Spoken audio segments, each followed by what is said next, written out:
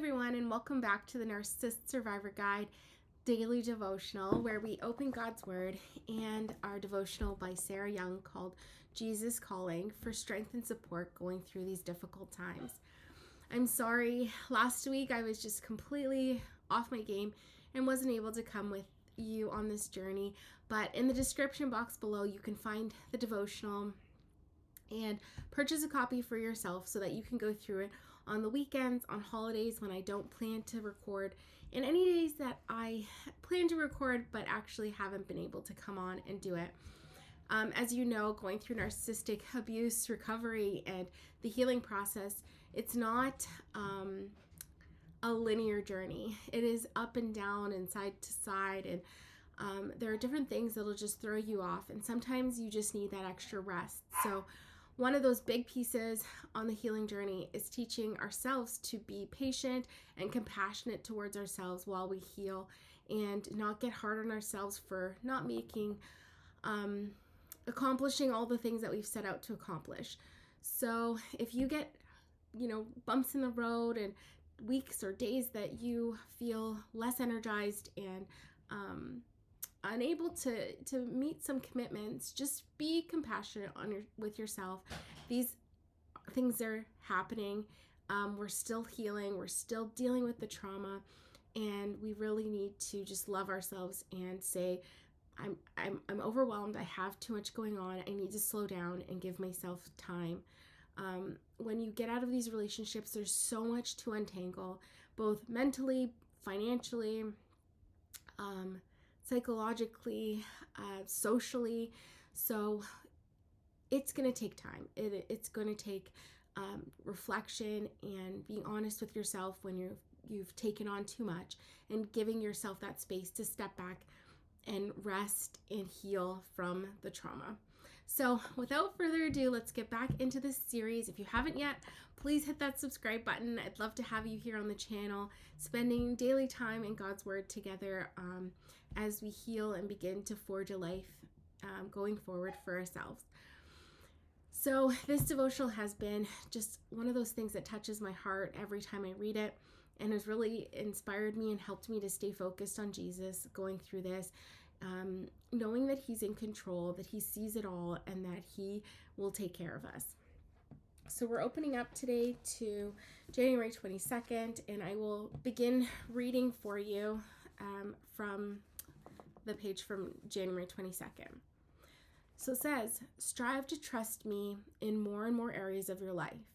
Anything that tends to make you anxious is a growth opportunity. Instead of running away from these challenges, embrace them, eager to gain all the blessings I have hidden in the difficulties."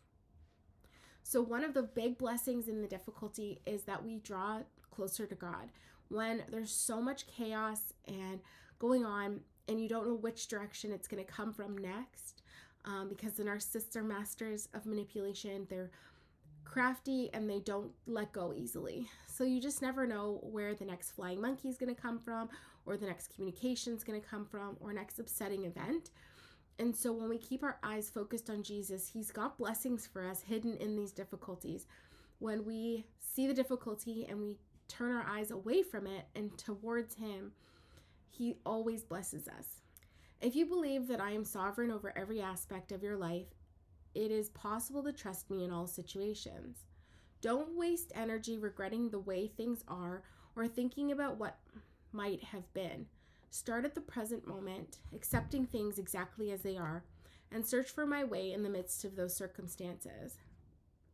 So an example of this from my own life is this week I was sharing with a friend that our first court appearance got delayed, and she was really upset for me. And I stepped back and I thought about it, and I was like, I have so much peace, knowing that there's a reason for everything that happens. And yes, it's frustrating. Yes, it delays the process to get justice served.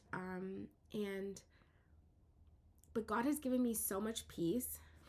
And throughout all of this, I haven't, wondered, what if I didn't marry this person, or what if I figured this out sooner. I'm just happy that the knowledge has come to me now, and that God is providing the way out every step of the way. And so when our court date got delayed, it just was a reminder that there's a reason for everything, and I'm trying to hurry up and get stuff done, but it's just not in God's timing right yet. So I rest in that knowledge that He will carry us through. He has every single day since separation, through things that I never even thought possibly I could get through. He's just made all sorts of miracles happen and show up to get us through. So I don't waste time regretting the way things are at all. But that's a good reminder. And it says, trust is like a staff you can lean on as you journey uphill with me. If you're trusting in me consistently, the staff will bear as much of your weight as needed. Lean on, trust, and be confident in me with all your heart and mind. So let's just sit in that. And when we start to get anxious and worried, go to God in prayer. You can stop at any moment in your day and speak to Him and lay the concerns of your heart on Him, and He will take those concerns, take your anxiety, and just give you peace. So I hope that this was helpful for you, and it just got you thinking about the journey that you've been on thus far. And the Bible verse that goes along with this is Psalm 52:8. So let's turn to our Bibles for that. Psalm 52, verse 8. And it says, "But I am like a green olive tree in the house of God. I trust in the mercy of God forever and ever."